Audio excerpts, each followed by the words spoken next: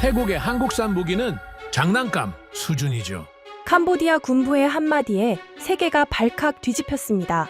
지난 12월 7일 817km에 달하는 태국 캄보디아 국경에서 대규모 충돌이 재개되었습니다. 캄보디아군은 중국산 로켓포로 무차별 포격을 가했고 죄 없는 민간인 50만 명이 긴급 대피하는 초유의 사태가 벌어졌습니다. 그러나 국제사회는 침묵했고 민간인들의 피해는 걷잡을 수 없이 늘어만 갔죠. 미국도 못 막는데 한국이 뭘 할 수 있겠어? 한국산 무기로 무장한 태국 공군을 보며 전 세계 전문가들은 조롱했고 캄보디아 군부는 승리를 확신했죠. 하지만 단 48시간 뒤 한국산 포탄을 장착한 태국 전투기가 캄보디아의 군사시설 15곳을 정밀 타격했고 캄보디아 군부는 순식간에 패닉에 빠졌습니다. 더 놀라운 건 한국산 포탄이 민간 지역은 완벽하게 피해갔다는 사실입니다. 도대체 무슨 일이 벌어진 걸까요? 믿을 수 없는 대반전의 이야기. 지금 시작합니다. 구독과 좋아요로 대한민국의 밝은 미래를 응원해주세요. 무려 50만 명. 태국 캄보디아 국경에서 하루도 안 돼 피난길에 오른 사람들의 추산치였어요. 지난 20년 동안 제가 겪었던 국경 충돌은 보통 수천에서 수만 명 규모였기 때문에 상황의 심각성을 즉시 알 수 있었습니다. 브뤼셀 유럽연합 대외관계청 건물 8층 제 사무실 모니터에 긴급 상황 보고서가 떴습니다. 저는 안나 클라인, EU 민간 피해 평가국 국장입니다. 20년 동안 분쟁 지역 민간 피해를 기록해왔죠.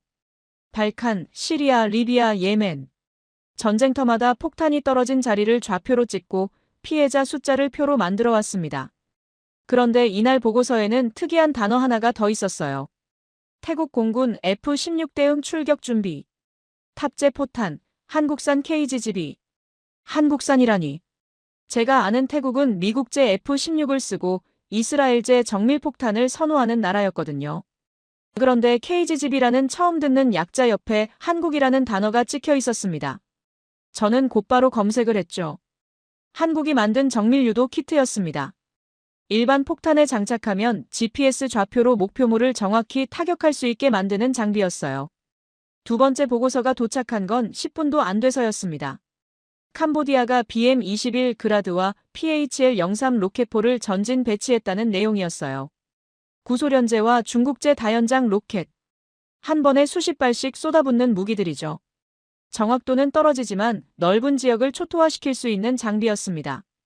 태국 측 국경마을 3곳이 이미 포격 범위에 들어갔고 공항 하나와 병원 2곳도 위협받고 있었어요. 제 머릿속에서 계산이 돌아가기 시작했습니다. 한쪽은 무차별 로켓포, 다른 쪽은 정밀 유도폭탄. 이건 단순한 무기 대결이 아니었어요. 전혀 다른 전쟁 방식의 충돌이었죠. 그리고 그 한복판에 한국이라는 변수가 들어가 있었습니다. 전화가 울렸어요. 태국 위기관리센터의 프라솜 인타라 조정관이었습니다. 안나, 대피가 시작됐습니다. 락3, 클롱 야이, 아란 야뿌라텍. 국경 도시 전체가 비워지고 있어요. 목소리가 떨렸습니다. 프라솜관은 5년 전부터 일해왔는데 이렇게 당황한 목소리는 처음이었어요. 얼마나 심각한가요? 캄보디아 로켓이 이미 2차례 떨어졌습니다. 정확한 좌표는 없지만 민간 지역입니다. 스캠 단지와 카지노 근처에서도 폭발음이 들렸다고. 스캠 단지. 캄보디아 국경의 악명 높은 사기 범죄 거점이었죠. 그곳에서 일하는 사람들도 결국은 민간인이었습니다. 하지만 캄보디아 정부는 그들을 구분하지 않을 거예요. 태국 공군은요? 30분 내 출격한다고 들었습니다. KGB를 싣고요. 저는 숨을 깊이 들이쉬었습니다. 이제부터가 제 일이었으니까요. 누가 먼저 쐈는지, 누가 더 많이 파괴했는지는 중요하지 않았어요. 제가 해야 할 일은 민간인 피해를 기록하고 그 책임이 어디에 있는지 판단하는 것이었죠. 그런데 이번엔 복잡했습니다. 한국이라는 이름이 끼어들었으니까요. 곧바로 조사팀을 소집했습니다. 리사 유는 미국 국방정보국에서 파견 나온 분석관이었고 소피아 반데르 위크는 EU 내부 감사 담당관이었죠. 둘 다 제 사무실로 뛰어들어왔습니다. 상황이 어떻게 되고 있나요? 소피아가 물었어요. 캄보디아가 로켓을 쏘고 태국이 정밀 폭격으로 대응할 예정입니다. 수출국 책임 조항을 적용해야겠네요.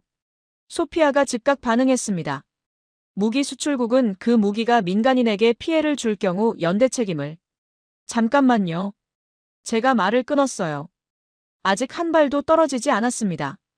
KGGB가 뭘 맞출지도 모르고요. 하지만 한국이 무기를 팔았다면 그건 나중 문제예요. 지금은 현장 상황부터 파악해야 합니다. 리사가 노트북을 열었습니다. 위성 이미지를 당길 수 있을 것 같아요. 상업 위성이라도 구름만 없다면 부탁해요. 그리고 캄보디아 측 피해 상황도 필요합니다. 저는 또 다른 번호를 눌렀어요. 캄보디아 프놈펜의 인권 변호사 르앙 솜나트였습니다. 전화를 받는데 시간이 좀 걸렸어요. 르앙, 저예요. 안나. 안나. 지금 난리예요. 국경 지역 주민들이 계속 전화를 걸어오고 있어요. 로켓이 떨어졌다고. 집이 무너졌다고. 기록해주세요. 정확한 위치와 시간, 피해 규모를 모두요. 군부는 태국이 먼저 도발했다고 주장하고 있어요. 이걸 믿어야 하나요? 사실은 나중에 밝혀질 겁니다. 지금은 피해만 기록해주세요. 전화를 끊자마자 또 다른 메시지가 도착했습니다. 방콕 주재 한국 대사관 국방무관실에서 온 거였어요. 정유진 중령이라는 사람이었죠. EU 민간 피해 평가국이시죠? 상황을 파악하고 계신 것으로 압니다. KGGB와 관련해 오해가 없도록 설명드리고 싶습니다. 오해라. 저는 잠시 망설였어요.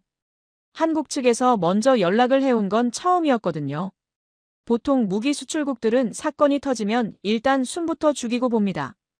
그런데 한국은 달랐어요. 어떤 설명이죠? KGGB는 단순한 폭탄이 아닙니다. 표적 선정 교육과 민간 피해 최소화 훈련이 패키지로 제공됐습니다. 태국 공군은 이미 수개월간. 중령님, 제가 끊었습니다. 지금은 설명이 필요한 시점이 아니에요. 폭탄이 떨어진 다음에 얘기합시다. 하지만 머릿속에는 이미 기록이 시작됐어요. 훈련 패키지라는 단어가 특히 눈에 띄었죠. 무기만 파는 게 아니라 사용법까지 가르쳤다는 뜻이었으니까요. 창밖으로 브뤼셀의 저녁이 내려오고 있었습니다. 평화로운 도시였죠. 하지만 817km 떨어진 태국 마이너스 캄보디아 국경에서는 지금 이 순간에도 사람들이 집을 떠나고 있었어요. 50만 명이 길 위에 있었습니다. 저는 보고서 파일을 새로 열었어요. 제목란이 비어 있었죠. 잠시 고민하다가 첫 문장을 적었습니다.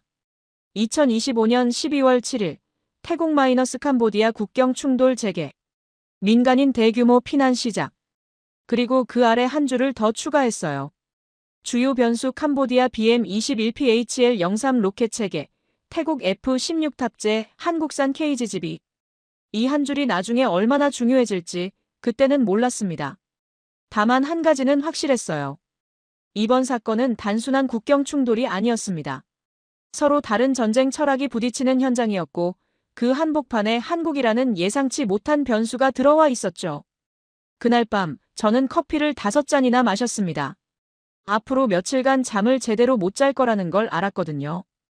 프라솜의 대피 현황 보고 르앙의 피해 기록, 리사의 위성 이미지가 계속 들어왔어요. 그리고 매번 업데이트될 때마다 숫자가 늘어났죠. 50만이 60만이 되고 70만이 될 기세였습니다. 태국 공군 F-16이 이륙했다는 보고가 들어온 건 자정 무렵이었어요. KGGB를 장착하고 국경으로 향했다고 했죠. 저는 모니터를 응시했습니다. 곧 첫 번째 폭격 보고가 들어올 거였어요. 그리고 그때부터 진짜 제 일이 시작되는 거였죠. 민간인 피해가 어디서, 어떻게, 왜 발생했는지 기록하는 일. 그리고 그 책임이 누구에게 있는지 판단하는 일. 저는 새 문서를 열었습니다. 이번엔 좀 다른 제목을 적었어요. 피해 패턴 분석 무차별 로켓대 정밀 유도폭탄. 한국이라는 단어는 일부러 뺐습니다. 아직은 너무 이르니까요. 하지만 마음 한구석에서는 이미 알고 있었죠. 이 사건이 끝날 때쯤이면 한국이라는 이름이 보고서 어딘가에 반드시 남을 거라는 걸요. 좋은 의미든 나쁜 의미든. 새벽 3시, 제 휴대폰이 미친 듯이 울려댔습니다. EU 의회 무기통제 특별위원회 보좌관 에밀 바흐만이었어요. 이 시간에 전화를 건다는 건 하나뿐이죠. 압박하겠다는 거였습니다. 안나, 보고서 초안 봤어요. 주요 변수에 한국을 넣었더군요. 팩트니까요. 그럼 결론도 명확해야죠. 수출국 책임 조항을 적용해야 합니다. 한국이 판 무기로 민간인이 죽으면 아직 아무도 죽지 않았어요, 에밀. 침묵이 흘렀습니다. 그는 제가 무슨 말을 하는지 정확히 알았을 거예요. 저도 알고 있었고요. 이미 캄보디아 로켓에 12명이 목숨을 잃었다는 비공식 보고가 들어와 있었거든요. 하지만 태국 쪽 KGGB는 아직 결과가 없었죠. 그래도 원칙은 지켜야죠. 보고서에 이렇게 써주세요. 한국을 포함한 무기 수출국들은 자신들이 판매한 무기가 초래한 민간 피해에 대해 전화를 끊어버렸습니다. 저는 원칙주의자지만 순서를 지키는 사람이기도 했어요. 증거 없이 결론부터 쓰는 건 저널리즘이지 공식 보고서가 아니었으니까요. 하지만 압박은 거기서 끝나지 않았습니다. 오전 8시 제 사무실 문이 거칠게 열렸어요. 유럽 NGO 연합의 자비의 르메르 대표였죠. 평소엔 점잖은 사람인데 이날은 얼굴이 붉게 달아올라 있었습니다. 클라인 국장, 이게 뭡니까? A사 용지를 책상에 내던졌어요. 제가 쓴 초안의 일부였는데 누군가 형광펜으로 피해 패턴 분석이라는 부분에 줄을 그어놨더군요. 패턴이요? 폭탄은 폭탄이에요. 정밀이든 뭐든 결국 사람을 죽이는 무기잖아요. 르메르 씨, 앉으세요. 커피라도. 필요 없습니다. 당신이 써야 할 문장은 하나예요. 한국산 무기가 동남아시아 분쟁을 악화시켰다. 이게 팩트 아닌가요? 저는 숨을 깊이 들이쉬었습니다. 이런 순간이 가장 피곤했어요. 사실과 프레임 사이에서 줄타기를 해야 했으니까요. 아직 조사 중입니다. 팩트는 현장에서. 현장? 벌써 70만 명이 피난 중이에요. 얼마나 더 기다리시겠어요? 그때 소피아가 들어왔습니다. EU 감사 담당관답게 서류 뭉치를 들고 있었죠. 잠깐 실례할게요. 소피아가 르메르를 보며 말했어요. 클라인 국장님, 내부 감사 지침을 검토했습니다. 근거 없는 특정 수출국 책임 문구 삽입은 절차 위반 소지가 있어요. 르메르가 소피아를 노려봤습니다. 절차요? 사람이 죽어가는데 절차 타령입니까? 그래서 더욱 정확해야죠. 소피아가 차분히 대답했어요. 잘못된 보고서는 나중에 더 큰 문제를 만들어요. 리비아 사태 때를 기억하시죠? 르메르가 이를 악물었습니다.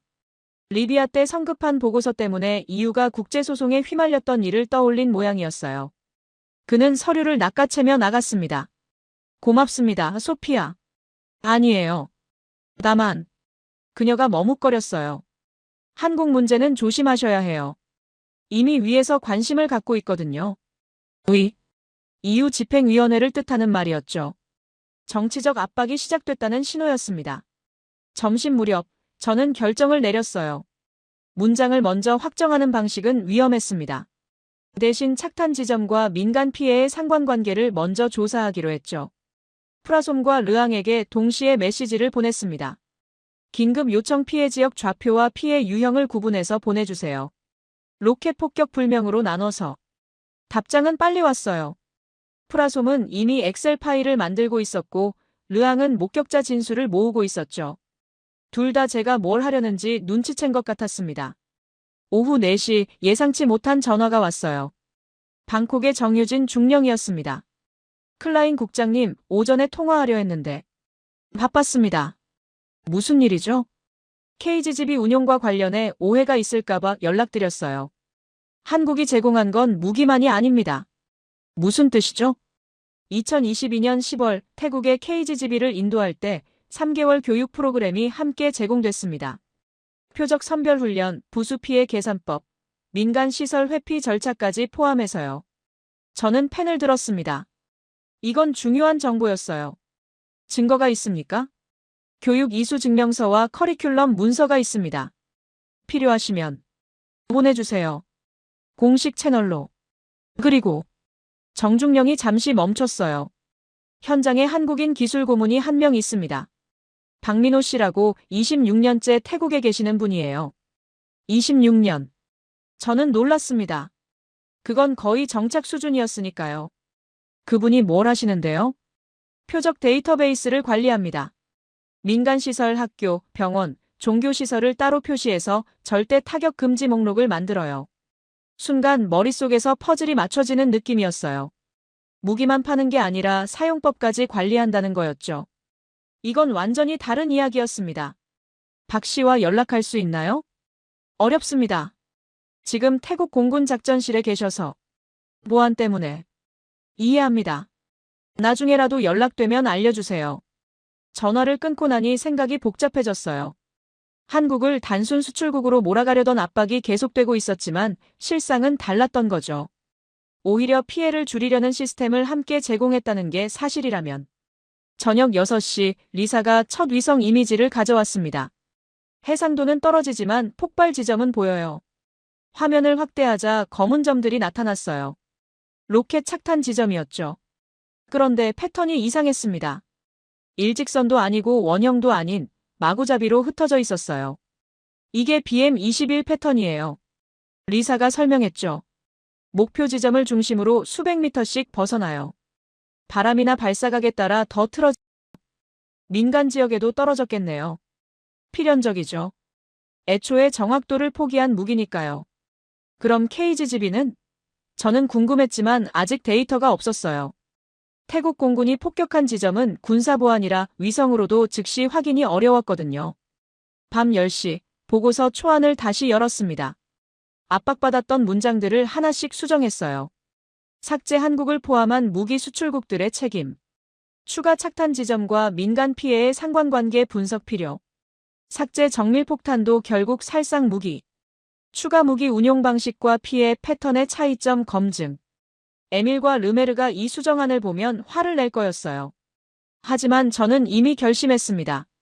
보고서는 감정이 아니라 증거로 써야 한다고요. 자정이 넘어서도 자료는 계속 들어왔어요. 프라솜이 보낸 엑셀에는 대피소 34곳의 좌표와 수용 인원이 적혀 있었죠. 르앙은 피해 지역 스케치를 스캔해서 보냈는데 거기엔 여기 로켓 여기 불탄 집 같은 메모가 빼곡했어요. 12월 8일 새벽 2시 저는 마침내 첫 번째 피해 지도를 만들기 시작했습니다. 아직 불완전했지만 패턴은 보이기 시작했어요. 로켓이 떨어진 곳과 민간 피해 신고가 들어온 곳이 상당 부분 겹쳤거든요. 그때 한 통의 이메일이 도착했습니다. 발신자는 익명이었지만 태국 정부 서버에서 온 게 분명했어요. 표적 제한 목록 샘플입니다. K-기술고문 작성. K-기술고문. 박민호를 가리키는 말이겠죠. 첨부 파일을 열자 지도가 나타났어요. 빨간 점은 절대 타격 금지, 노란 점은 긴급 시에만 타격, 초록 점은 군사시설이었습니다. 놀라운 건 빨간 점의 숫자였어요. 800개가 넘었습니다. 학교, 병원은 물론이고 마을 우물터, 임시 대피소 예정지, 심지어 큰 나무까지 표시돼 있었죠. 누군가 26년 동안 이 지역을 발로 뛰며 만든 지도였습니다. 저는 보고서 파일을 닫고 새 문서를 열었어요. 제목을 이렇게 적었죠. 피해 패턴 검증 운용 방식의 차이가 민간 피해에 미치는 영향. 그리고 그 아래 첫 문장을 썼습니다. 무기 자체가 아니라 그것을 사용하는 방식이 민간인의 운명을 결정한다. 이 문장 하나 때문에 다음 날 아침 난리가 날 걸 알았어요. 하지만 저는 개의치 않았습니다. 진실은 때로 불편하지만 그래도 기록되어야 하니까요. 그리고 그 진실 속에서 한국이라는 나라가 조금씩 다르게 보이기 시작했죠. 무기를 파는 나라에서 규칙을 함께 만드는 나라로. 12월 8일 아침 7시 프라솜의 엑셀 파일이 도착했습니다. 대피소 좌표, 수용 인원, 이동 경로가 빼곡히 적혀 있었어요. 그런데 숫자를 보니 숨이 막혔습니다. 하룻밤 사이에 50만이 70만을 넘어서고 있었거든요. 더 충격적인 건 대피소 위치였죠. 국경에서 50km 이상 떨어진 곳까지 사람들이 몰려들고 있었습니다. 이 정도면 전면전 수준이잖아요. 리사가 제 어깨 너머로 화면을 보며 말했어요. 그녀는 밤새 위성 이미지를 분석하고 있었죠. 1시간 뒤 르앙의 이메일이 왔습니다. 손으로 그린 지도 8장이 스캔되어 있었어요. 붉은 X 표시가 로켓 착탄 지점이었고 검은 동그라미는 피해를 입은 민간 시설이었죠. 제목엔 이렇게 적혀 있었습니다. BM-21과 PHL-03가 지나간 자리. 저는 두 자료를 처음으로 같은 좌표 체계 위에 올려놓았어요. 구글 어스를 켜고 하나씩 점을 찍기 시작했죠. 프라솜의 대피소는 파란색, 르앙의 착탄 지점은 빨간색으로 표시했습니다. 그런데 뭔가 이상했어요. 빨간 점들이 일정한 패턴 없이 퍼져 있었거든요. 어떤 곳은 논 한가운데, 어떤 곳은 마을 중심, 또 어떤 곳은 학교 운동장이었습니다. 군사 목표물을 노렸다기엔 너무 무작위였어요. 전형적인 구소련식 포화 패턴이네요. 리사가 설명했습니다. BM-21은 원래 이래요. 한 번에 40발씩 쏘는데 착탄 범위가 축구장 몇 개 크기로 퍼지죠. 그럼 애초에 정확한 타격이 불가능하다는 거네요? 그렇죠. 그래서 지역제압이라고 부르는 거예요. 특정 지점이 아니라 일대를 초토화시키는 방식이죠. 저는 르앙의 메모를 다시 읽었어요. 한 부분이 특히 눈에 띄었습니다. 로이엔 마을 초등학교 운동장 착탄. 다행히 새벽이라 인명피해 없음. 하지만 주민들 공황 상태로 전원 대피. 초등학교에 로켓이 떨어졌다. 의도한 건 아니겠지만 결과는 똑같았어요. 마을 전체가 텅 비었으니까요. 점심 무렵 태국 공군 측 연락망에서 메시지가 왔습니다. 공식 문서는 아니었지만 중요한 정보였어요. KGB 투입 표적 지휘 벙커 3, 탄약고 2, 장거리 로켓 발사대 4. 모두 군사시설.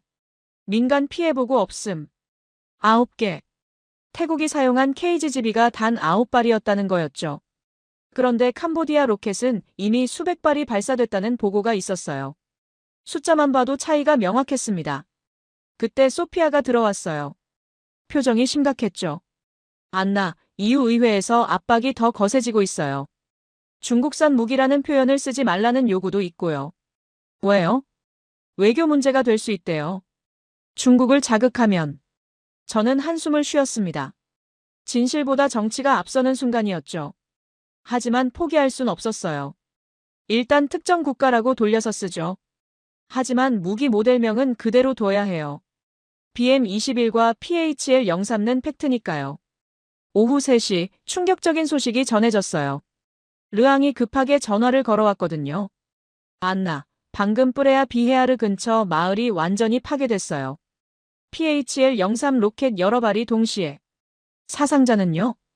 최소 25명. 대부분 미처 대피하지 못한 노인들이에요. 손이 떨렸습니다. 숫자로만 보던 피해가 갑자기 현실로 다가왔어요. 증거를 수집해주세요.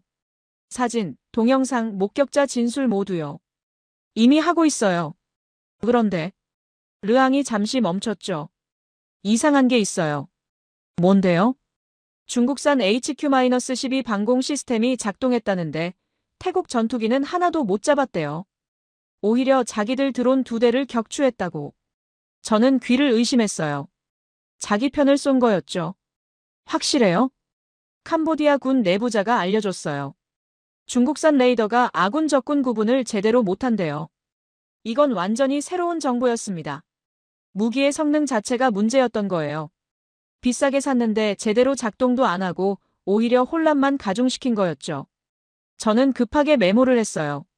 중국산 방공 버블의 실체라고 제목을 적었죠. 저녁 6시 리사가 업데이트된 지도를 가져왔어요. 이걸 보세요. 패턴이 확실히 다르네요. 화면에는 2가지 색깔의 점이 찍혀 있었어요.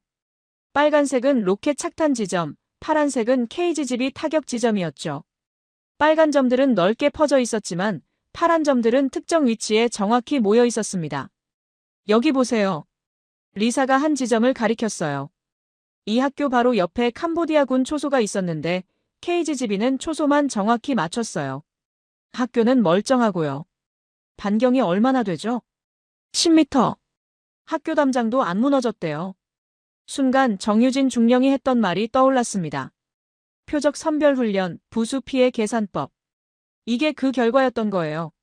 밤 9시, 프라솜이 또 다른 자료를 보냈어요. 대피 경로별 시간표였죠. 여기 주목해주세요. 어구역은 로켓 떨어지기 전에 대피 완료. B구역은 포격 중 대피. C구역은 잠깐 뭔가 이상했어요. 어구역이 가장 위험한 국경지대인데 피해가 가장 적었거든요. 프라솜, 어구역에 뭐가 있었어요? 태국 공군이 미리 경고했대요. KGB로 타격할 좌표를 사전에 공지하고 반경 500m는 비우라고. 군사작전을 미리 알려줬다고요? 타격 지점만요. 어차피 군사시설이니까 민간인은 없었고 주변 주민들만 대피시킨 거죠. 이건 정말 놀라운 일이었어요. 전쟁 중에 공격 목표를 미리 알려준다는 게 말이 되나요? 하지만 그게 민간인을 살린 거였습니다. 자정 가까이 저는 다시 두 지도를 겹쳐봤어요. 프라솜의 대피 경로와 르앙의 피해 지도를요. 명확한 패턴이 보이기 시작했습니다. 로켓이 떨어진 지역은 대피 경로가 끊겼어요. 사람들이 어디로 가야 할지 몰라 우왕좌왕했죠. 반대로 KGB가 사용된 지역은 대피 경로가 유지됐습니다. 목표가 명확했으니까요. 무차별과 정밀의 차이가 이거였구나. 저도 모르게 중얼거렸어요. 그때 르앙이 마지막 메시지를 보냈습니다. 안나, 하나 더 있어요. 캄보디아 군이 중국산 드론을 썼는데 GPS 교란 때문에 엉뚱한 곳에 떨어졌대요. 카지노 주차장이었죠. 중국인 관광객들 차가 5대나 불탔어요. 아이러니했습니다. 중국산 무기가 중국인들에게 피해를 준 거였으니까요. 새벽 1시, 저는 보고서 3장을 쓰기 시작했어요. 제목은 이미 정해져 있었죠. 피해 패턴의 명확한 차이, 무차별 포화와 정밀 타격. 그리고 첫 문장을 이렇게 시작했습니다. 12월 8일, 두 개의 지도가 겹쳐졌다. 한쪽은 생존자들이 그린 것이고 다른 쪽은 피해자들이 남긴 것이었다. 보고서를 쓰면서도 머릿속은 복잡했어요. 무기를 악마화하는 것도 미화하는 것도 제 일이 아니었으니까요. 하지만 사실은 기록해야 했습니다. 로켓은 선을 그었고 정밀폭탄은 점을 찍었다고. 그 차이가 수십만 명의 운명을 갈랐다고. 마지막 문장을 쓸 때쯤 창밖이 밝아오고 있었어요. 벌써 12월 9일이었죠. 그리고 제 책상 위의 지도는 점점 더 선명해지고 있었습니다. 빨간 선과 파란 점. 그리고 그 사이에서 살아남으려 애쓰는 사람들의 이야기가 말이죠. 12월 8일 밤 10시, 태국 국방부에서 문서 하나가 도착했습니다. 작전 개요 신속 마비 전략. 처음 보는 용어였어요. 그런데 내용을 읽어보니 단순 명쾌했죠. 상대가 장기전을 준비하기 전에 핵심 전력을 무력화시킨다는 거였습니다. 지휘체계, 탄약고, 장거리 화력을 우선 제거해서 전쟁 자체를 짧게 끝낸다는 전략이었어요. 프라솜이 설명을 덧붙였습니다. 우리는 공군력에서 압도적이에요. 하지만 지상전이 길어지면 달라지죠. 캄보디아는 지뢰밭과 로켓으로 시간을 끌 수 있거든요. 그래서 KGB를 선택한 거군요. 네. 사거리가 100km니까 안전거리에서 정확히 타격할 수 있어요. F-16이 캄보디아 방공망에 노출되지 않고도요. 이상했습니다. 보통 군사작전 정보는 극비인데 태국은 상당히 개방적이었거든요. 뭔가 보여주고 싶은 게 있는 것 같았어요. 다음 날 아침 리사가 새로운 분석을 가져왔죠. 캄보디아 방공 체계를 조사해봤어요. HQ-12랑 KS-1A 둘 다 중국산인데. 그녀가 고개를 저었습니다. 제대로 작동한 게 거의 없네요. 왜요? 일단 레이더가 구식이라 전자전에 취약하고 미사일도 명중률이 형편없어요. 어제 쏜 12발 중에 한 발도 목표물을 못 맞췄대요. 그럼 캄보디아는 뭘 믿고 이런 도발을 한 걸까요? 답은 의외로 간단했습니다. 중국이 보증했으니까요. 최신 방공망이 태국 공군을 막아줄 거라고 장담했던 거죠. 점심 무렵 충격적인 이름이 문서에 등장했어요. 태국 공군 작전 계획서 부록에 이런 문장이 있었거든요. 민간시설 제외 리스트 2025년 12월 버전 마이너스 작성 참여 K-기술고문 박민호. 정유진 중령이 언급했던 그 사람이었죠. 26년째 태국에 있다는 한국인 기술고문. 부록을 자세히 보니 놀라웠어요. 817km 국경선을 따라 수천 개의 좌표가 찍혀 있었거든요. 학교 930여 개, 병원과 보건소 280개, 종교시설 1200개, 그리고 대피 예상 경로까지 표시되어 있었습니다. 이걸 어떻게 다 조사했지? 저도 모르게 중얼거렸어요. 그때 프라솜이 전화를 걸어왔습니다. 안나, 재밌는 걸 발견했어요. 태국 공군이 타격한 9곳이 모두 이 리스트의 안전거리 밖이었어요. 안전거리요? 민간시설에서 최소 300m 이상 떨어진 곳만 골라서 타격했다는 거죠. 박민호 씨가 만든 규칙이래요. 순간 머릿속에서 퍼즐이 맞춰졌습니다. 한국은 무기만 판 게 아니었어요. 그 무기를 어떻게 써야 하는지, 어디를 쏴선 안 되는지까지 가르친 거였죠. 오후 3시 캄보디아 측 반응이 들어왔어요. 황소카 중장이 기자회견을 했다는 거였죠. 태국의 도발에 강력히 대응할 것입니다. 우리의 방공망은 철벽이며 로켓 전력은 충분합니다. 하지만 르앙이 보낸 현장 사진은 달랐어요. 중국산 방공 미사일이 엉뚱한 곳에 떨어져 있었거든요. 자기들 진지 근처였죠. 이게 철벽이라고요? 리사가 비웃었습니다. 오히려 아군에게 더 위험한데. 그런데 황소카는 계속 강경했어요. 왜일까요? 답은 간단했습니다. 물러서면 끝이니까요. 중국산 무기에 수백억을 쓴 게 헛돈이 됐다는 걸 인정해야 하니까. 저녁 6시 예상치 못한 정보가 들어왔어요. 익명의 태국 공군 관계자가 보낸 이메일이었죠. 박민호는 이상한 사람입니다. 1999년에 와서 지금까지 있어요. 돈도 별로 안 받고 그냥 이 지역 사람들을 지키고 싶다고만 하죠. 처음엔 다들 무시했는데 그가 만든 지도 덕분에 민간 피해가 확 줄었어요. 1999년. 26년 전이었죠. 그때 한국은 IMF 직후였고 무기 수출은 꿈도 못 꿀 때였어요. 그런데 한 사람이 태국에 와서 조용히 뭔가를 시작한 거였습니다. 밤 9시 프라솜이 또 연락을 해왔어요. 박민호 씨를 아는 사람을 찾았어요. 우리 센터 직원인데 10년 전에 같이 일했대요. 뭐라고 하던가요? 미친 사람이래요. 좋은 의미로요. 국경 마을을 일일이 다 돌아다니면서 GPS 좌표를 찍었대요. 학교 교장들 이름까지 다 외우고 있다고. 왜 그렇게까지? 몰라요. 그냥 언젠가 필요할 날이 올 거다라고만 했대요. 그 순간 오늘 아침 KGB 타격 결과가 떠올랐습니다. 학교 담장도 안 무너뜨리고 군사 목표만 정확히 파괴한 것. 그게 우연이 아니었던 거예요. 26년간 준비한 결과였죠. 11시쯤 캄보디아 측에서 새로운 움직임이 포착됐어요. PHL-03 추가 전개. 사정거리 150km. 방콕 외곽도 사정권. 리사가 급히 보고했죠. 이건 위험한 신호였어요. 수도권까지 위협한다는 건 전면전을 불사하겠다는 의미였으니까요. 하지만 태국의 대응은 의외로 차분했습니다. KGB 재고 확인.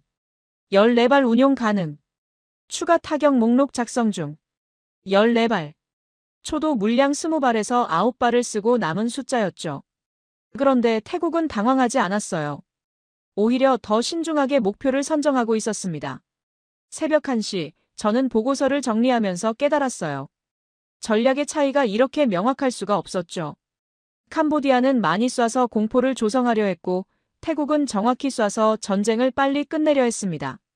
그리고 그 차이를 만든 건 무기 자체가 아니라 사용 철학이었어요. 새벽 2시, 마지막 정보가 들어왔습니다. 황소카 중장, 중국 군사고문단과 긴급회의. PHL-03 추가발 긴급 지원 요청. 100발. 캄보디아는 여전히 숫자에 기대고 있었어요. 하지만 이미 쏜 수백 발이 제대로 된 군사 목표를 맞춘 게 거의 없었죠. 대신 민간 지역만 불타고 있었고요. 저는 보고서 사장의 마지막 문단을 쓰기 시작했습니다. 태국은 전쟁을 관리하려 했고 캄보디아는 전쟁을 확대하려 했다. 이 차이는 무기의 성능보다는 운용 철학에서 비롯됐다. 그리고 그 철학의 차이를 만든 건 잠시 망설이다가 문장을 이어갔어요. 26년 전 한 사람이 시작한 민간 보호 지도였다. 박민호라는 한국인이 발로 그린 지도가 오늘의 전장을 바꾸고 있었다. 문득 궁금해졌습니다. 한국은 왜 기술 고문을 그렇게 오래 파견했을까요? 돈도 제대로 못 받는다는데. 그것도 무기 수출이 변변치 않던 시절부터. 답은 아마 내일쯤 알게 되겠죠. 그런데 이미 짐작은 하고 있었어요. 한국은 단순히 무기를 팔려고 한 게 아니라 자신들의 전쟁 철학을 함께 심으려 했던 것 같았거든요. 그리고 그 철학은 간단했습니다. 전쟁에서도 민간인은 보호받아야 한다. 정밀한 타격이 무차별 공격보다 낫다. 그리고 무엇보다 전쟁은 빨리 끝내야 한다. 창밖을 보니 12월 9일 새벽이었습니다. 817km 국경선 어딘가에서 박민호라는 사람이 지금도 지도를 업데이트하고 있겠죠. 민간 시설이 하나라도 더 표시되기를 바라면서. 그리고 그 지도가 언젠가는 전쟁 자체를 막는 도구가 되기를 꿈꾸면서. 12월 9일 아침 8시 리사가 제 사무실로 뛰어들어왔습니다. 완성했어요. 그녀의 노트북 화면에는 거대한 이미지가 떠 있었어요. 태국 마이너스 캄보디아 국경 817km 전체를 하나로 합친 위성 사진이었죠. 여러 상업 위성 이미지를 모자이크처럼 이어붙인 거였습니다. 이틀 걸렸어요. 구름 때문에 선명하지 않은 부분도 있지만 저는 화면을 확대했습니다. 숨이 멎을 것 같았어요. 검은 점들이 국경선을 따라 찍혀 있었는데 그게 전부 폭발 흔적이었거든요. 어떤 곳은 점이 아니라 선처럼 이어져 있었죠. 로켓이 연속으로 떨어진 자리였습니다. 이게 전부 이틀 동안 일어난 일이라고요? 네. 그런데 더 중요한 건 이거예요. 리사가 레이어를 하나 더 켰어요. 갑자기 굵은 붉은 선들이 나타났습니다. 피난민 이동 경로예요. 프라솜이 준 자료랑 현지 SNS 위치 정보를 종합했어요. 붉은 선들은 거미줄처럼 얽혀 있었습니다. 국경에서 내륙으로, 위험 지역에서 안전 지역으로. 50만 명이 넘는 사람들이 그린 생존의 지도였죠. 그런데 뭔가 패턴이 보이기 시작했어요. 검은 점들이 많은 곳은 붉은 선이 끊겨 있었습니다. 반대로 검은 점이 없는 곳은 붉은 선이 계속 이어졌고요. 마치 폭발이 사람들의 길을 막아버린 것처럼 보였어요. 르앙이 보낸 자료도 입혔어요. 또 다른 레이어가 켜지자 노란 영역이 나타났습니다. 민간 피해 신고가 들어온 지역이었죠. 예상대로였습니다. 검은 점과 노란 영역이 거의 일치했어요. 그럼 태국 쪽은요? 리사가 파란 삼각형 9개를 표시했습니다. KGGB 타격 지점이었죠. 충격적이었어요. 파란 삼각형들은 붉은 선을 피해 있었거든요. 피난 경로를 방해하지 않은 거였습니다. 더 놀라운 건 각 삼각형 주변에 노란 영역이 거의 없었다는 거예요. 정말 민간 피해가 없었네요. 한 곳 빼고는요. 리사가 지적했습니다. 여기 탄약고 폭발로 인한 2차 피해가 있었어요. 창문이 깨진 정도지만 오전 10시 프라솜이 새로운 데이터를 보냈습니다. 대피소 수용 현황입니다. 어제까지 총 73만 명. 73만. 처음 50만에서 또 늘었어요. 그런데 프라솜은 이상한 패턴을 발견했다고 했죠. 어구역은 대피소가 안정적으로 운영되는데 B구역은 계속 이동 중이에요. 차이가 뭔지 아세요? 뭔데요? 어구역은 KGGB로 군사 목표만 타격한 지역이고 B구역은 로켓이 무차별로 떨어진 곳이에요. B구역 사람들은 어디가 안전한지 몰라서 계속 도망치고 있어요. 이건 중요한 발견이었습니다. 정밀 타격은 안전지역을 명확히 만들어줬지만 무차별 포격은 모든 곳을 위험하게 만든 거였죠. 점심 무렵 르앙이 충격적인 사진을 보냈어요. 뿌레아 비헤아르 근처 촌락입니다. 사진 속 마을은 처참했어요. 집들이 무너지고 도로가 파괴됐죠. 그런데 이상한 게 있었습니다. 피해 지역이 일직선이었어요. PHL-03 로켓이 한 줄로 쏟아진 거예요. 중국제라 탄착 패턴이 이래요. 조준한 곳에서 수백 미터씩 빗나가면서 일직선으로. 군사 목표는 맞췄나요? 없었어요. 애초에 이 마을엔 군사시설이 없었거든요. 좌표를 잘못 입력한 것 같아요. 좌표 오류. 그것 때문에 마을 하나가 사라진 거였습니다. 오후 2시 리사가 위성 이미지를 다시 분석하고 있었어요. 이거 보세요. 여기 국경 검문소인데 한쪽은 멀쩡하고 다른 쪽은 완전히 파괴됐어요. 확대해보니 정말 그랬습니다. 태국 쪽 건물은 그대로인데 캄보디아 쪽 시설만 정확히 파괴돼 있었죠. KGGB? 네. GPS 좌표로 건물 하나만 골라서 맞춘 거예요. 옆 건물까지 거리가 겨우 20m인데도. 그때 문득 박민호의 지도가 떠올랐어요. 그 지도엔 이런 세밀한 구분까지 다 되어 있었을까요? 오후 4시 EU 의회에서 또 압박이 들어왔습니다. 위성 사진을 공개하면 안 됩니다. 외교 문제가. 소피아가 전달한 메시지였어요. 하지만 저는 이미 결심했죠. 이 이미지는 숨길 수 없는 증거였으니까요. 공개는 안 하더라도 보고서엔 넣어야 해요. 그럼 최소한 국가명은 빼고 무기 이름은 그대로 둡니다. BM-21, PHL-03, KGGB. 이건 팩트니까요. 저녁 6시 예상치 못한 뉴스가 떠올랐어요. 유럽 유력 일간지, 태국 마이너스 캄보디아 분쟁 위성 사진 입수. 7월 이후 최악의 국경 충돌. 누군가 유출한 거였죠. 리사의 이미지와 비슷했지만 해상도는 떨어졌어요. 그래도 피해 규모는 명확히 보였습니다. 언론 반응은 즉각적이었어요. 무차별 로켓 공격 vs 정밀 타격의 극명한 차이. 민간 피해의 90% 이상이 로켓 지역에 집중. 저는 조용히 미소 지었습니다. 제가 하지 못한 일을 언론이 대신 해준 거였으니까요. 밤 9시 리사가 최종 분석을 끝냈어요. 확정됐어요. 민간 피해 사망자 43명 중 41명이 로켓 피해예요. 나머지 2명은 대피 중 사고사. KGGB 피해는 직접 피해는 제로. 간접 피해가 경상 10여 명. 숫자가 모든 걸 말해줬습니다. 그때 프라솜이 마지막 자료를 보냈어요. 대피소에서 찍은 사진들이었죠. 사람들이 텐트 안에 모여 있었는데 벽에 지도가 하나 붙어 있었어요. 이게 뭐예요? 박민호 씨가 만든 안전지도래요. 초록색이 안전구역, 빨간색이 위험구역. 대피소마다 이걸 붙여놨대요. 사진을 확대해보니 놀라웠습니다. 단순한 지도가 아니었어요. 각 구역별로 대피 경로, 예상 소요 시간, 취약계층 우선 대피 지점까지 표시돼 있었죠.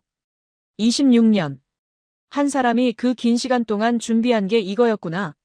자정 무렵, 저는 보고서 5장을 마무리하고 있었어요. 817km. 그것은 단순한 국경선이 아니라 2가지 전쟁 방식이 충돌한 전선이었다. 위성은 그 차이를 숨김없이 보여줬다.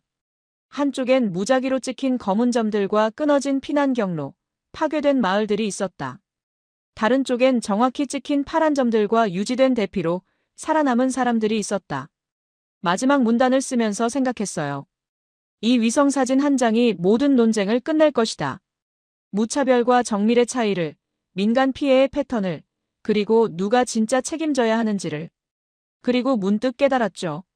한국이 수출한 건 무기가 아니었다는 걸. 그들이 진짜 수출한 건 전쟁을 제한하는 방법이었어요. 표적을 구분하고 민간인을 보호하고 피해를 최소화하는 시스템 전체를 수출한 거였죠. 창밖을 보니 12월 10일로 넘어가는 새벽이었습니다. 리사의 모니터엔 여전히 그 거대한 이미지가 떠 있었어요. 817km의 증언. 그리고 그 위에 새겨진 50만 명의 피난 경로. 그 이미지를 보면서 확신했습니다. 이제 아무도 폭탄은 다 갔다고 말할 수 없을 거라고. 적어도 이 증거 앞에서는. 12월 9일 밤 10시, 저는 피해 데이터를 숫자로 정리하기 시작했습니다. 엑셀 시트가 점점 채워지고 있었어요. 좌측엔 로켓 피해, 우측엔 KGGB 피해. 사망자, 부상자, 파괴 건물, 피난 인원을 일일이 입력했죠. 숫자는 거짓말을 하지 않았습니다. 로켓 지역은 사망 41명, 부상 230여 명, 전파 건물 87동이었어요. KGGB 지역은 사망자가 1명도 없었고 간접 부상자 13명, 전파 건물 9동이었는데 그것도 모두 군사시설이었죠. 이 정도 차이라니. 리사가 제 어깨 너머로 보며 말했어요. 그녀도 충격을 받은 표정이었죠. 20년 넘게 국방 분석을 해온 전문가도 이런 극명한 차이는 처음 본다고 했으니까요. 더 중요한 건 이거예요. 제가 다른 시트를 열었습니다. 피난 기간이에요. 로켓 지역은 평균 7일 이상 귀가 불가였지만 KGGB 지역은 이틀 내 복귀가 가능했어요. 목표가 명확했으니 위험 지역도 명확했던 거죠. 사람들이 언제 돌아가도 안전한지 알 수 있었단 말이에요. 자정 무렵, 프라솜이 긴급 메시지를 보냈습니다. 태국 국방부 내부 평가 들어왔어요. KGGB 효율성 때문에 추가 도입 검토한대요. 얼마나요? 최소 100발 단위. 이번에 20발 중 9발로 핵심 목표를 다 제거했거든요. 비용 대비 효과가 어마어마하다고. 100발. 그런데 캄보디아는 이미 로켓을 1000발 넘게 쐈죠. 숫자의 역설이었어요. 많이 쏜다고 이기는 게 아니라는 걸 이번 전쟁이 증명한 거였습니다. 새벽 1시 소피아가 문을 두드렸어요. 그녀도 밤샘 작업 중이었죠. 안나, 이거 봐요. 캄보디아가 중국에서 추가로 받은 무기 목록이에요. 문서를 보니 한숨이 나왔습니다. HQ-12 방공 미사일 추가 30발, PHL-03 로켓 500발, 그리고 각종 드론들. 전부 합치면 수억 달러어치였어요. 이걸 다 샀는데 효과가 없었다는 거죠? 더 웃긴 건 중국 군사고문단이 완벽한 방어망이라고 보증했대요. 완벽한 방어망. 그런데 실제론 태국 전투기 한 대도 못 잡고 자기들 드론만 격추시켰죠. 이게 기술의 한계인지 운용의 문제인지 알 수 없었지만 결과는 참담했어요. 새벽 2시, 저는 보고서 문장을 다시 쓰기 시작했습니다. 원래 초안엔 이렇게 적혀 있었어요. 무기 수출국들은 자신들이 판매한 무기가 초래한 민간 피해에 대해 도덕적 책임이 있다. 하지만 이제는 달라졌죠. 무차별 피해의 주된 양상은 정확도가 떨어지는 로켓 포격 구역에서 발생했다. 반면 정밀유도 체계는 군사 목표의 피해를 집중시켜 민간 피해를 최소화했다. 문장이 바뀌자 보고서 전체의 톤이 달라졌어요. 누가 나쁜가에서 어떤 방식이 피해를 줄이는가로 초점이 이동한 거죠. 12월 10일 아침 8시, 이후 내부 회의가 열렸습니다. 회의실 분위기는 팽팽했어요. 한쪽엔 NGO 대표들이, 다른 쪽엔 군사 전문가들이 앉아 있었죠. 그리고 중간엔 저와 소피아가 있었고요. 에밀이 먼저 공격했어요. 클라인 국장, 이게 뭡니까? 운용 방식이라니. 폭탄은 폭탄이잖아요. 데이터를 보세요. 제가 차트를 띄웠습니다. 같은 폭탄이 아니에요. 자비에 르메르도 가세했죠. 하지만 결국 살상 무기잖아요. 한국이든 중국이든 죽음의 상인은 마찬가지 아닌가요? 제가 심호흡을 했어요. 감정에 호소하는 논리였지만 저에겐 데이터가 있었죠. 르메르 씨, 이 숫자를 보세요. 중국산 로켓 지역 민간 사망자 41명. 한국산 정밀폭탄 지역 민간 사망자 0명. 이게 같은 건가요? 운이 좋았을 수도. 운이요? 9번 다 운이 좋았다고요? 소피아가 끼어들었죠. 하지만 한국이 무기를 판 건 사실이잖아요. 네, 맞아요. 하지만 함께 판 게 있어요.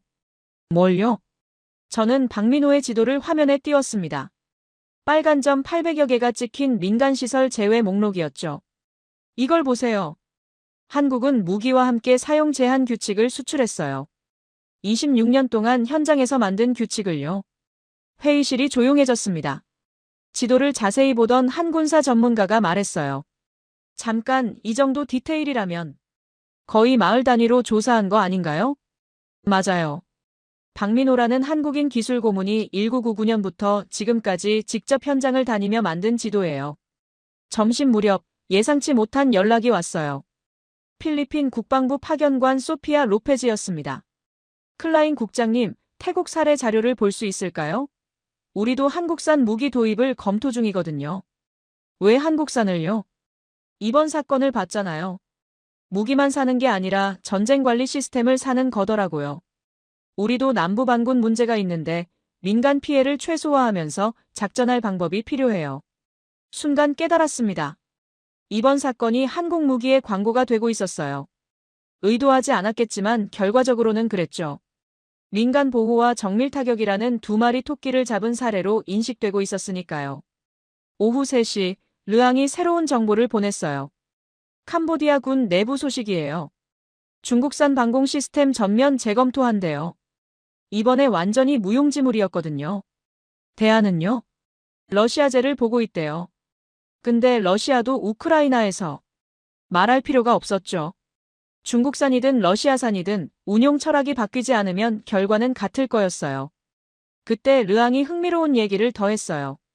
그런데 캄보디아 젊은 장교들 사이에서 다른 목소리도 나온대요. 한국식 정밀 타격 시스템을 도입하자는. 정말요? 정부가 받아들일까요? 어렵겠죠. 체면 문제도 있고 중국과의 관계도 있고. 하지만 이번 전쟁의 교훈은 분명해요. 많이 쏜다고 이기는 게 아니라는 거. 저녁 6시, 리사가 흥미로운 분석을 가져왔어요. 비용 계산을 해봤어요. 캄보디아가 쏜 로켓 1200발의 가격과 태국이 쓴 KGB 9발의 가격이 거의 비슷해요.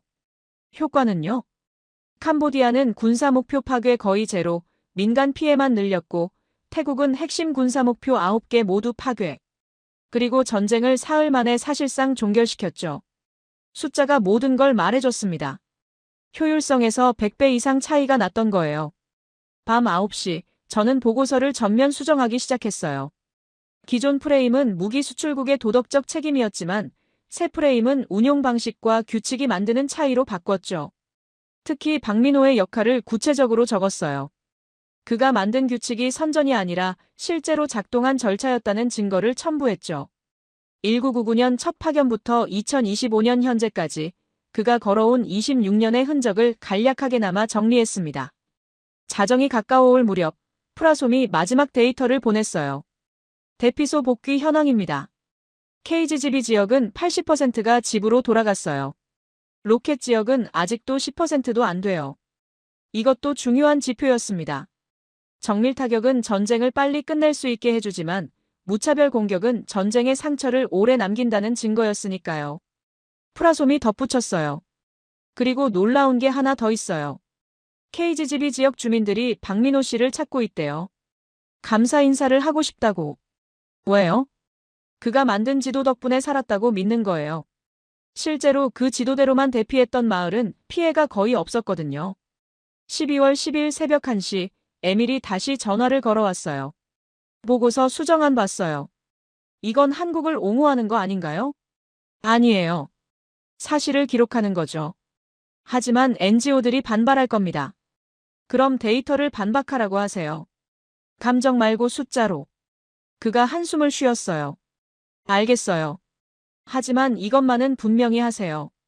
이유는 모든 무기 거래를 반대한다고. 그건 당연하죠.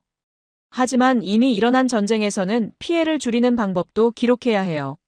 새벽 2시, 저는 거의 완성된 보고서를 다시 읽었습니다. 처음 의도와는 완전히 달라진 내용이었어요. 무기 수출국 비난으로 시작했지만 운용 방식의 중요성으로 끝나고 있었죠.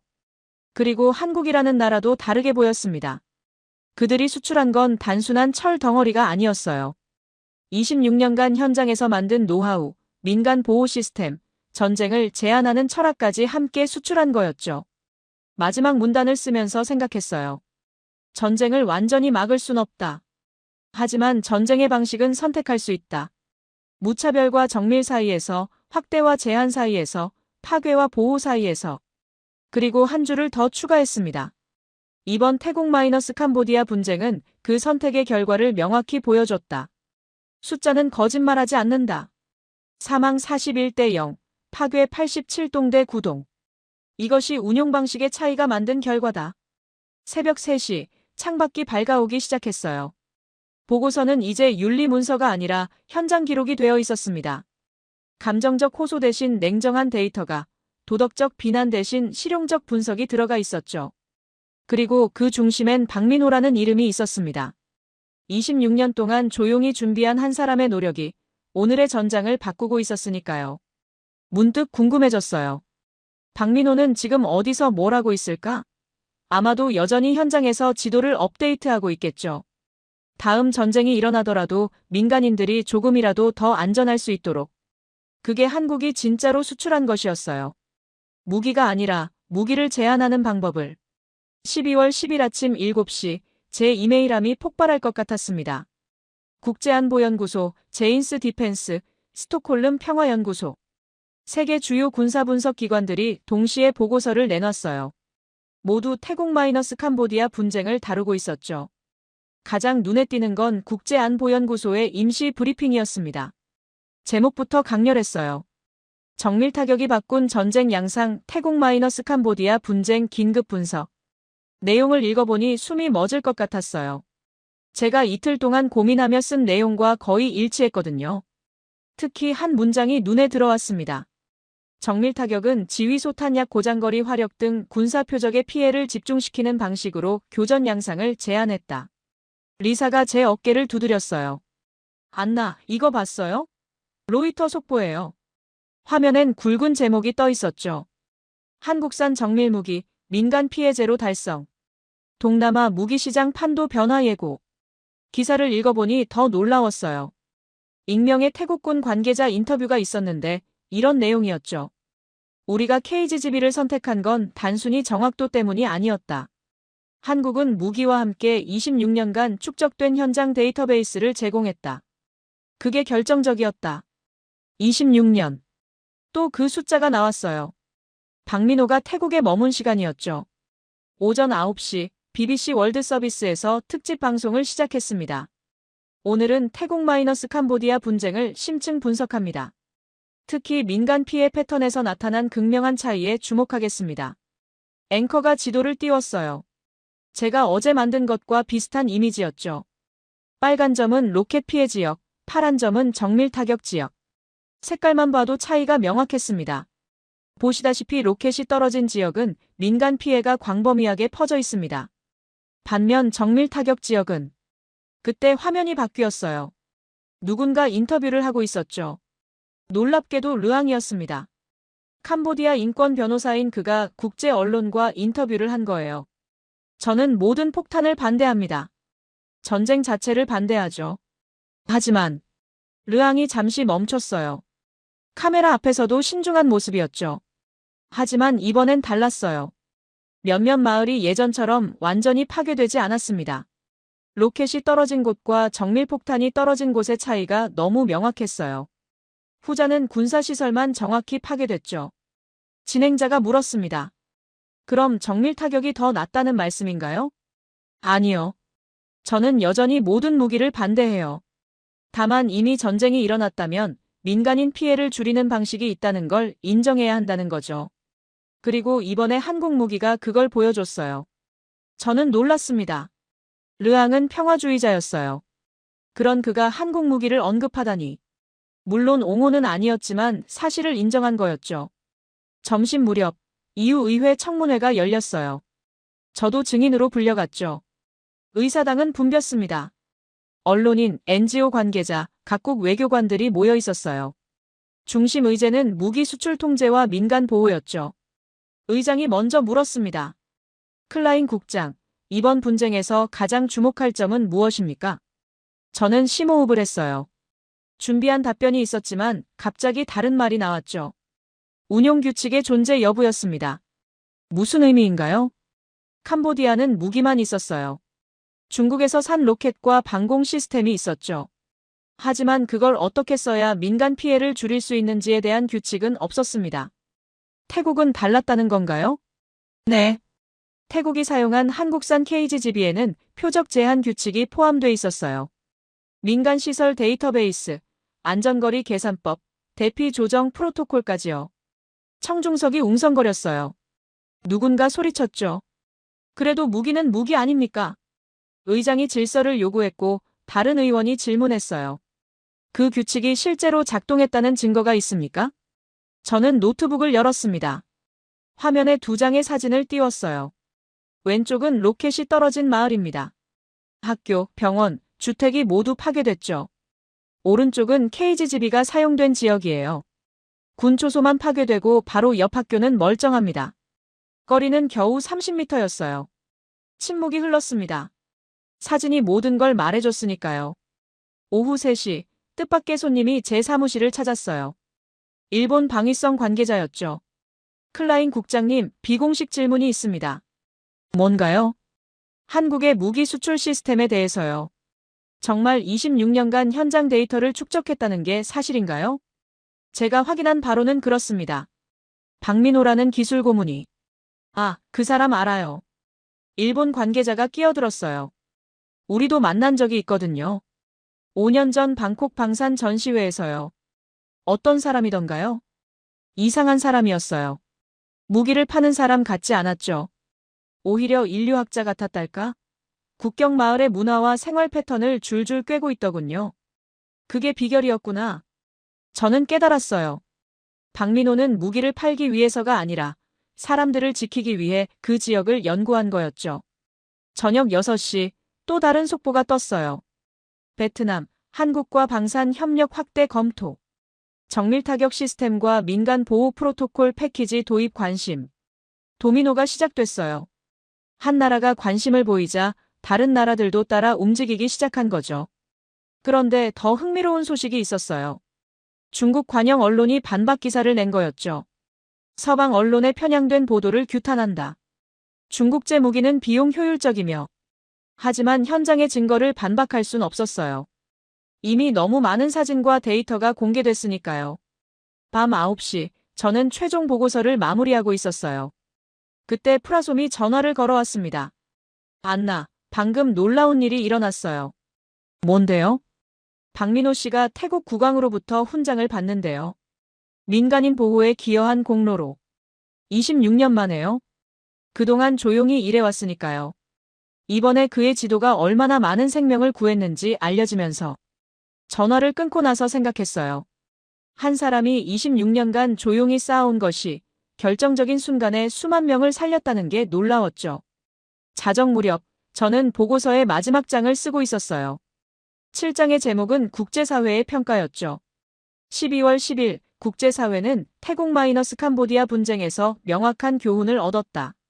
정밀 타격은 군사 표적의 피해를 집중시켜 교전 양상을 제한했고 민간 피해를 극적으로 줄였다. 이는 단순히 기술의 차이가 아니었다. 운용 철학과 규칙의 차이였다. 그리고 르앙의 말을 인용했어요. 캄보디아 인권 변호사 르앙 솜나트는 이렇게 증언했다. 폭탄을 싫어하지만 이번엔 몇몇 마을이 예전만큼 무너지지 않았다. 이 한 문장이 모든 것을 설명한다. 같은 전쟁이라도 방식에 따라 결과가 달라진다는 것을. 마지막으로 권위 있는 기관의 평가를 덧붙였죠. 국제안보연구소는 이렇게 결론 내렸다. 정밀 타격은 지휘소, 탄약고, 장거리 화력 등 군사 표적의 피해를 집중시키는 방식으로 교전 양상을 제한했다. 이는 미래 전쟁의 새로운 패러다임을 제시한다. 보고서를 마치면서 느꼈어요. 처음엔 한국을 비난하려 했던 내가 이제는 그들이 제시한 새로운 길을 인정하게 됐다는 걸. 그들이 수출한 건 무기가 아니었어요. 전쟁을 제한하고 민간인을 보호하는 시스템이었죠. 그리고 그 시스템의 핵심엔 한 사람의 26년이 있었고요. 12월 10일이 저물어가고 있었습니다. 내일이면 이 보고서가 공식 발표될 거예요. 그리고 세계는 조금 다른 눈으로 전쟁과 무기, 그리고 한국이라는 나라를 보게 되겠죠. 12월 11일 아침 9시, 저는 최종 보고서를 마지막으로 읽고 있었습니다. 브뤼셀의 겨울 햇살이 사무실 창으로 들어왔어요. 나흘 전만 해도 이 자리에서 수출국 책임이라는 단어를 어떻게 강하게 넣을지 고민했었죠. 지금 제 앞에 보고서는 완전히 다른 이야기를 하고 있었습니다. 첫 페이지를 넘겼어요. 2025년 12월 7일부터 10일까지 태국 캄보디아. 국경에서 일어난 무력 충돌은 현대전의 두 가지 상반된 양상을 극명하게 보여줬다. 초안과 비교해보니 웃음이 나왔어요. 처음엔 이렇게 시작했었거든요. 한국을 포함한 무기 수출국들은 자신들이 판매한 무기로 인한 민간 피해에 책임이 있다. 얼마나 달라졌는지 보이시나요? 소피아가 들어왔습니다. 결제 준비됐어요? 거의요. 마지막으로 한 번 더 읽고 있어요. 많이 바뀌었죠? 네. 특히 여기 보세요. 제가 한 단락을 가리켰어요. 캄보디아가 의존한 중국산 및 구소련제 로켓 시스템은 본질적으로 지역 제압용 무기였다. BM-21과 PHL-03는 넓은 지역에 무차별적으로 타격을 가하는 방식으로 민간 지역과 군사시설을 구분하지 못했다. 그 결과 사망 41명, 부상 230여 명, 파괴 건물 87동이라는 참담한 민간 피해가 발생했다. 소피아가 고개를 끄덕였어요. 그리고 태국 쪽은요? 바로 다음 단락이에요. 반면 태국이 사용한 한국산 KGGB는 GPS 유도를 통해 지정된 군사 목표만을 정밀 타격했다. 더 중요한 것은 이 무기와 함께 제공된 표적 제한 규칙과 민간 보호 프로토콜이었다. 그 결과 민간 사망자는 제로, 간접 부상 13명에 그쳤고 파괴된 건물 9동은 모두 군사시설이었다. 소피아가 놀란 표정을 지었어요. 박민호 씨 얘기도 넣었네요. 부록이에요. 공식 보고서 본문에는 넣기 어려웠지만 빼기도 아까웠거든요. 부록을 펼쳤습니다. 거기엔 이렇게 적혀 있었어요.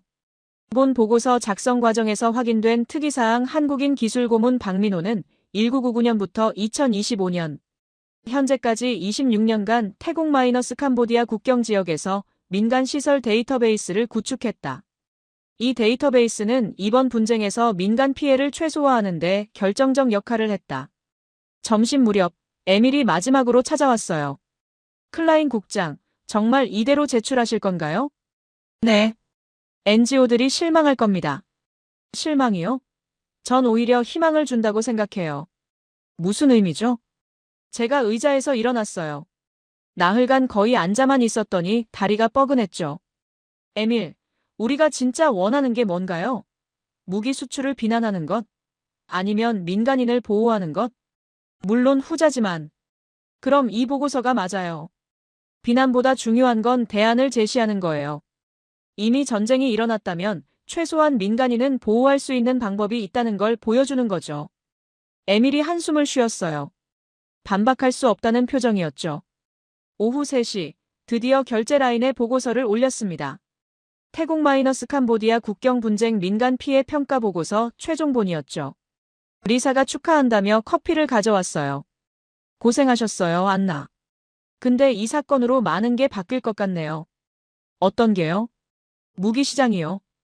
이제 단순히 성능과 가격만으로 경쟁하는 시대는 끝날 거예요. 운용 규칙과 민간 보호 시스템까지 패키지로 제공하는 나라가 유리해지겠죠. 맞는 말이었어요. 한국은 의도했든 안 했든 새로운 기준을 만들어낸 거였죠. 저녁 6시 르앙에게서 이메일이 왔어요. 안나, 보고서 잘 쓰셨길 바라요. 제가 한 인터뷰가 도움이 됐으면 좋겠네요. 그리고 한 가지 더 알려드릴 게 있어요. 뭔가 궁금해서 계속 읽었죠. 오늘 캄보디아 정부가 비공식적으로 한국과 접촉했대요. 무기가 아니라 민간 보호 시스템 도입을 논의하기 위해서요. 이번 전쟁의 진짜 교훈을 깨달은 것 같아요. 놀라웠습니다. 캄보디아가 체면을 버리고 한국에 손을 내민다는 건 상상도 못했거든요. 밤 9시, 프라솜의 마지막 보고가 왔어요. 대피민 복귀율 최종 집계입니다. KGGB 사용 지역은 93%가 귀가했어요. 로켓 피해 지역은 여전히 30%도 안 되고요. 숫자가 모든 걸 말해줬죠. 전쟁이 끝나도 상처가 얼마나 오래 남는지, 그리고 그 상처를 줄일 방법이 있다는 걸. 자정이 가까워오고 있었어요. 저는 빈 종이에 마지막 생각을 적었습니다. 보고서엔 넣지 못했지만 제 마음속에 남은 질문이었죠. 우리는 무기를 통제했는가, 아니면 전쟁을 통제했는가? 답은 둘 다였어요. 한국이 보여준 건 무기를 통제함으로써 전쟁 자체를 제한할 수 있다는 가능성이었죠. 완벽하진 않지만 아무것도 하지 않는 것보단 나았어요. 그리고 또 적었습니다. 박민호라는 한 사람이 26년간 걸어온 길이 50만 명의 피난길을 지켰다. 과장일 수도 있어요. 하지만 그가 만든 지도가 없었다면, 그가 고집스럽게 지켜온 규칙이 없었다면 피해는 훨씬 컸을 거예요. 새벽 1시, 저는 사무실을 나서기 전 마지막으로 보고서를 봤어요. 표지엔 이렇게 적혀 있었죠. 2025년 12월 11일, 이후 민간 피해 평가국. 그 아래 작은 글씨로 제 이름이 있었고요. 작성자 안나 클라인. 하지만 진짜 저자는 따로 있었어요. 70만 피난민, 41명의 희생자, 그리고 그들을 지키려 애쓴 모든 사람들. 저는 그저 그들의 이야기를 기록한 것뿐이었죠. 문을 나서면서 뒤를 돌아봤어요.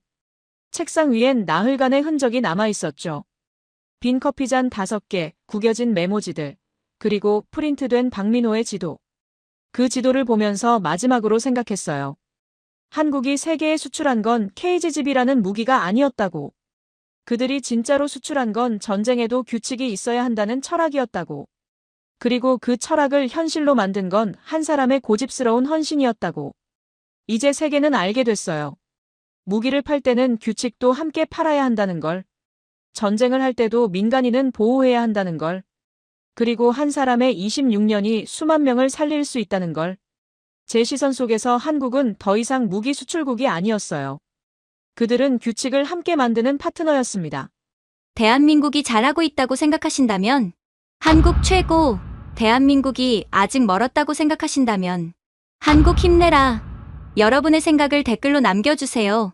지금까지 감동을 더하다였습니다.